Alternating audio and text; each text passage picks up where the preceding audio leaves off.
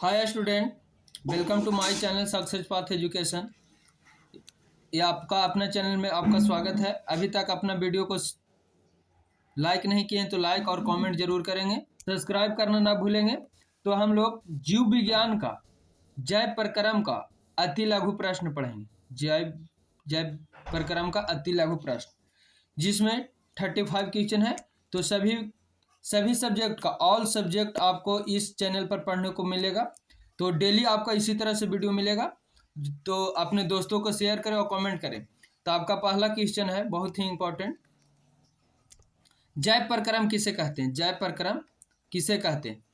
तो जैव प्रक्रम वे सारी क्रियाएं जिसके द्वारा जीवों का अनुरक्षण होता है, जिसके द्वारा जीवों का अनुरक्षण होता है, वह क्या कहलाती है? जैव प्रक्रम कहलाती है। वे सारी क्रियाएं जिसके द्वारा जीवों का अनुरक्षण होता है, वह क्या कहलाती है? जैव प्रक्रम।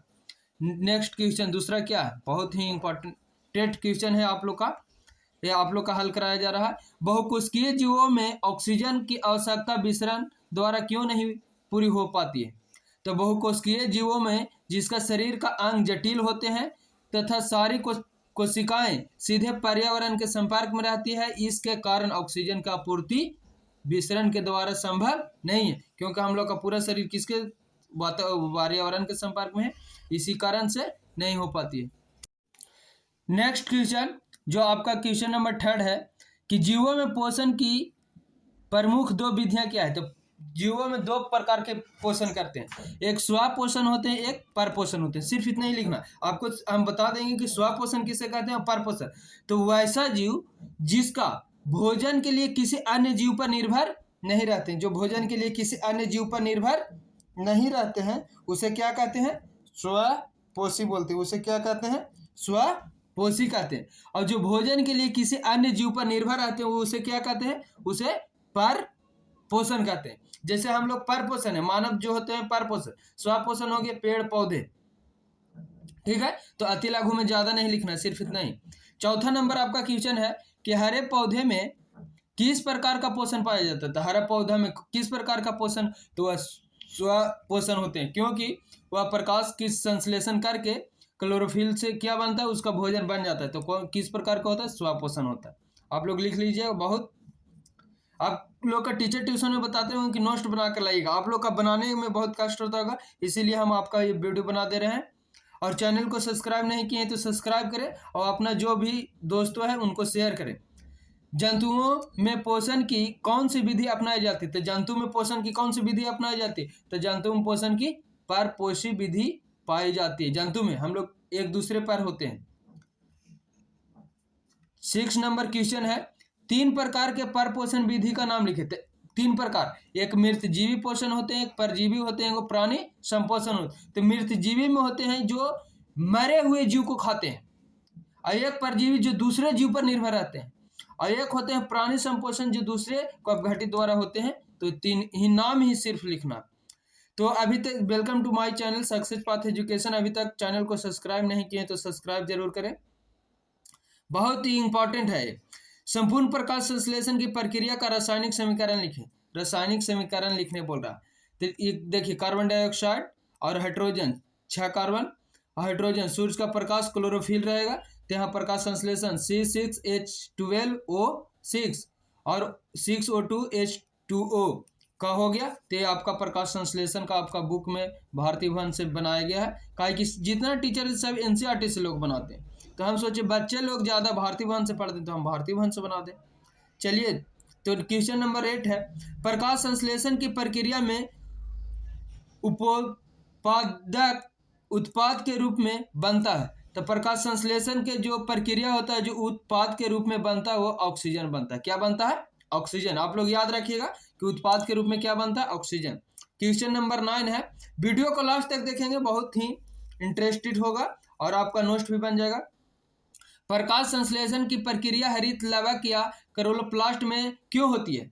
तो क्योंकि क्लोरोप्लास्ट में क्लोरोफिल का वर्णक पाया जाता है, इसी कारण से। अगर जो जंतु में क्लोरोफिल भी पाया जाता तो क्लोरोप्लास्ट के स्वपोषण हो सकते थे, लेकिन प्रकाश संश्लेषण होने के लिए क्लोरोप्लास्ट और क्लोरोफिल वर्णक पाया जाना बहुत जरूरी है। तो इसी आपका आंसर हो गया। क्वेश्चन नंबर 10 में हम लोग चलेंगे। प्रकाश संश्लेषण की प्रक्रिया के लिए किन किन पदार्थों की आवश्यकता होती है? तो प्रकाश संश्लेषण के लिए 4 होते हैं, एक क्लोरोफिल, कार्बन डाइऑक्साइड, जल और सूरज का प्रकाश। ये 4 ही लिखना है, ज्यादा नहीं। आपका लघु में बताएंगे इंपॉर्टेंट ज्यादा। नेक्स्ट क्वेश्चन है, प्रकाश संश्लेषण की प्रक्रिया के लिए पौधों CO2 कहाँ प्राप्त होते हैं? तो प्रकाश संश्लेषण की प्रक्रिया के लिए कार्बन डाइऑक्साइड पत्ती को कहाँ से मिलता है? वायुमंडल से मिलता है। वायुमंडल से पत्ती के भीतर कोशिका में विसरण द्वारा पहुंचता है। तो पूछ रहा है कि प्रक्रिया किस प्रक्रिया द्वारा कार्बन डाइऑक्साइड होता है? तो विसरण क्रिया द्वारा पहुंचता है वायुमंडल से। आप लोग लिख लीजिए। नेक्स्ट बहुत 12 नंबर, कवक एवं जीवाणुओं में प्रकाश संश्लेषण की प्रक्रिया क्यों नहीं पाई जाती है? क्यों नहीं? तो क्योंकि सूक्ष्म जीव में घुलित कार्बनिक पदार्थ के रूप में अवशोषित होते हैं। घुलित कार्बनिक के रूप में अवशोषित होते हैं, तो उसे क्या कहा जाता है?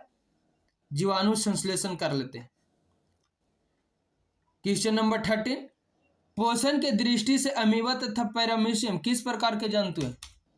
अमीबा और पैरामीशियम किस प्रकार के जंतु हैं? तो इसका सही आंसर हो जाएगा कि पोषण के दृष्टि से अमीबा पैरामीशियम किस प्रकार के जंतु हैं? तो इसका आंसर हो जाएगा आपका पोषण के दृष्टि से परजीवी पोषण है। कौन से है? परजीवी पोषण है। कौन सा है? परजीवी पोषण है। नेक्स्ट हो जाएगा, तो आप लोग लिख लीजिएगा।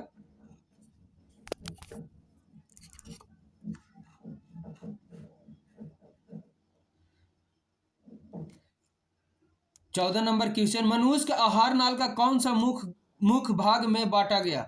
तब मुख का आहार नाल बांटा गया अमाशय, अग्नाशय, पित्ताशय, छोटी आंत और बड़ी आंत में बांटा गया।